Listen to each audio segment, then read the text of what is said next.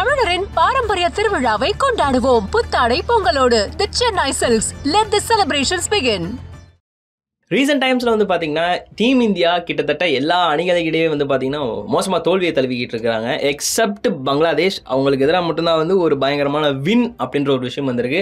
ஆனால் Indian fans என்ன சொல்கிறாங்கன்னா, நாங்கள் அதை கணக்கிலே எடுக்கலை, நீங்கள் நியூசிலாந்து கிட்ட தோக்குறீங்க, ஸ்ரீலங்கா கிட்ட தோக்குறீங்க, கடைசியில் பீச் தோத்து வந்திருக்கிறீங்க, கம்பீர் என்ன தான் பண்ணுறாரு அப்படின்னு சொல்லிட்டு ஒரு சைடு ஃபயரியான ஒரு கொஸ்டின்ஸும் ஒரு ட்ரோல்ஸும் இருந்தாலும் நடுவில் மனோஜ் திவாரி வந்து மிகப்பெரிய ஒரு விஷயத்தை போட்டு உடச்சிருந்துருக்கிறாரு.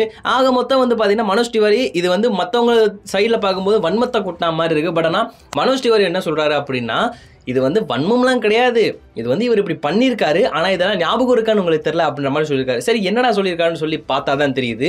கௌதம் கம்பீர் வந்து முதல்ல கோச் ஆகிறதுக்கு முன்னாடி இந்தியன் கோச் தான் அப்பாயிண்ட் பண்ணணும்னு சொன்னார். அண்ட் அது மட்டும் இல்லாமல் ஃபாரின் கோச் வந்து இந்தியன் இருக்கிற கண்டிஷன் தெரியாது, இந்தியன் பவுலர்கள் எப்படி பெர்ஃபார்ம் பண்ணுறாங்கன்னு தெரியாது, அப்புறம் எப்படி ஃபாரின் கோச்சாக வந்து போடுவாங்க அப்படின்ற மாதிரிமே வந்து ஒரு விஷயம் வந்து சொல்லியிருந்தார். அதுக்கப்புறம் வந்து பார்த்தீங்கன்னா அவர் கோச் ஆனதுக்கப்புறம் அதுக்கடுத்து அசிஸ்டன்ட் கோச்சாகவும் அதுக்கப்புறம் அவர் கூட இருக்கிற மற்ற கோச்சுகளை வந்து பார்த்தீங்கன்னா ஃபாரின் கோச்சாக தான் இறக்கியிருக்காரு. மார்னே மார்க்கலாக இருக்கட்டும், இல்லை ரயான் டென் டஸ்டாட்டேவாக இருக்கட்டும், எல்லாருமே ஃபாரினர்ஸ் தானே. அப்போ இது வந்து ஒரு ஃபாரின் கோச்சாக தெரியலையா? கம்பீர் ஒரு கபடதாரின்னு தான் நான் சொல்லுவேன்.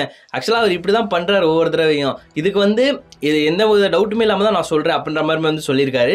இது மட்டும் இல்லாமல் ரஞ்சி டிராபி நடக்கும்போது அவருக்கு எதிராக வந்து பார்த்தீங்கன்னா கௌதம் கம்பீர் நிறைய வார்த்தைகளை விட்டுருக்காரு. முக்கியமாக அவங்க குடும்பத்தை பேசியும் அது மட்டும் இல்லாமல் சௌரவ் கங்குலியுமே வந்து பயங்கரமாக கண்டித்து திட்டிருக்காரு.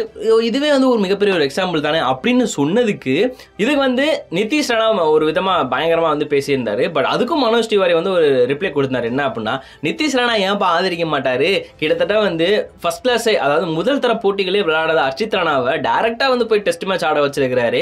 ஆனால் ஆல்ரெடி பயங்கரமாக எக்ஸ்பீரியன்ஸ் ரெக்கார்டு இருக்கிற ஆகாஷ் டீப்பை வந்து அந்த முதல் மேட்ச்லேருந்தே வெளியே விட்டது எதுக்கு?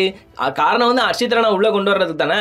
இது வந்து ஒரு தரப்பு செலெக்ஷனாகவே இருக்குது. முக்கியமாக வந்து கௌதம் கம்பீருக்கு வந்து கோச் ஆகிற தகுதியுமே இல்லை. அண்ட் அது மட்டும் இல்லாமல் அவர் கபடதாரி அப்படின்னு சொல்றதுக்கு காரணமே இதுதான் அப்படின்ற மாதிரிமே வந்து அவர் மென்ஷன் பண்ணியிருந்திருக்காரு.